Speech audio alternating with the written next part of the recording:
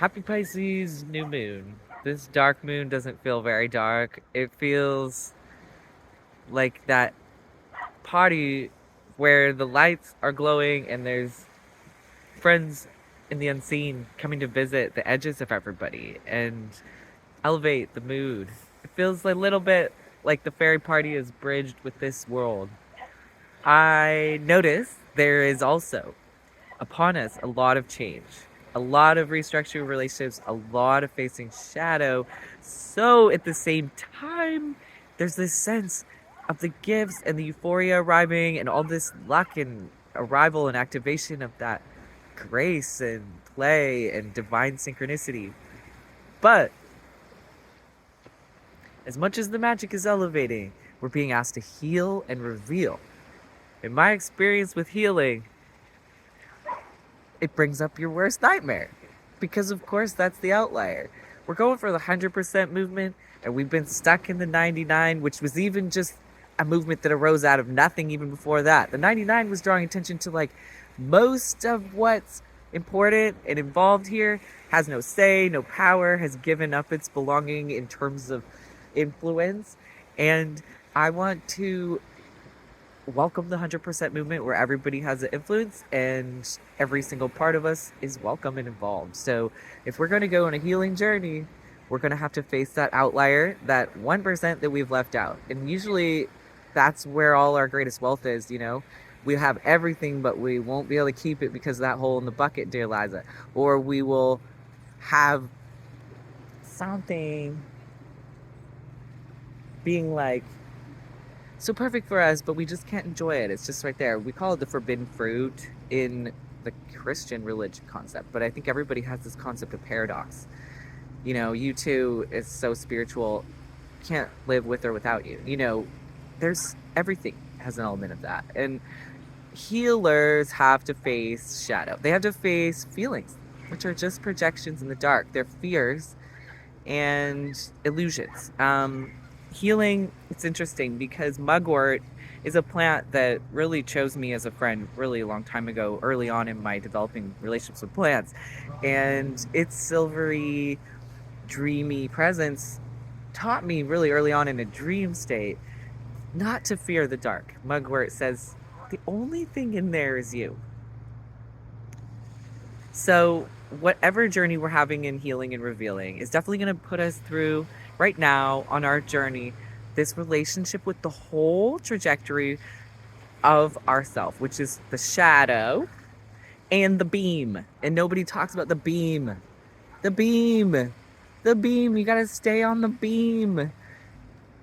We talk about shadow, but we don't talk about the beam. The beam makes it. It's the path of light between the worlds that always finds you no matter where you run off to, and it just lands at your feet like a dog, like your best friend.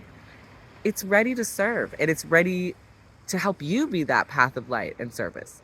And it's ready to transmute all that hidden potential of your subconscious desire and shadow and spirit's subconscious hidden plan and story plot for you, this realm of desire that lands in the shadow and light and the way they dance. You're the interface.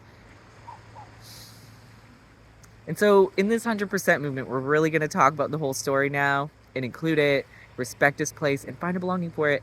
We have to find a belonging for outliers like the shadow and the beam, all that's hidden that we fear in the light and the dark.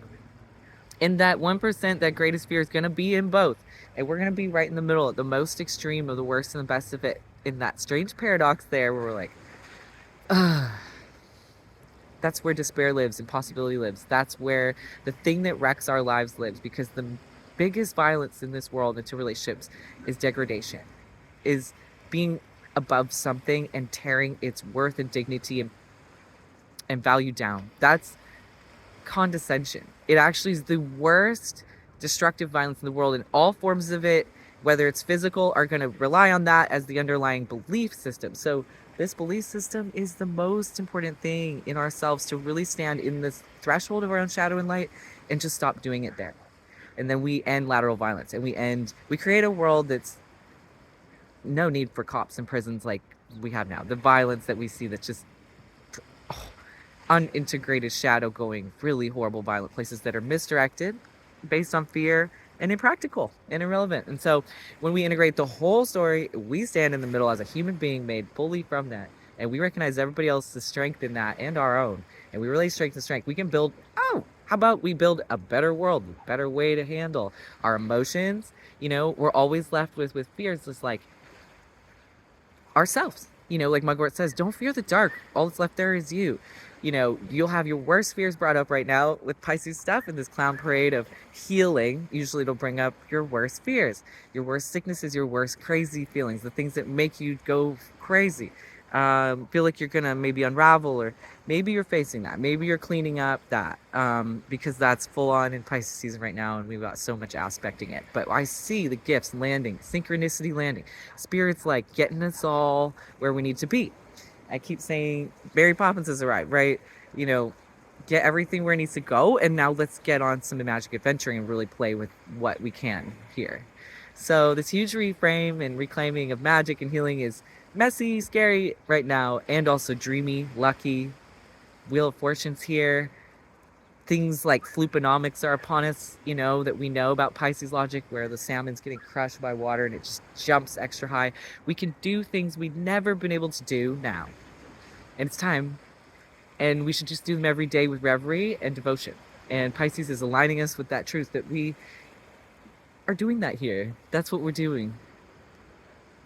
And we get to be in the greatest loves and greatest creative play here. And it is our prayer and our gift and our honor.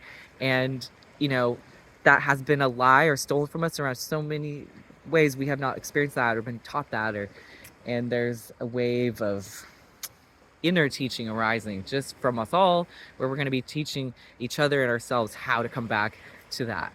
So as I look at the beam as it does fall on the path of waters between the worlds in front of me and land at my feet, I wish for us all to be this prayer of love, ending lateral violence, and just being our authentic selves in a healing way. And this healing and mercy wave, revealing the truth, just starting now in this Pisces new moon, I just choose with you all to be in healing relationship with life now and just see what happens.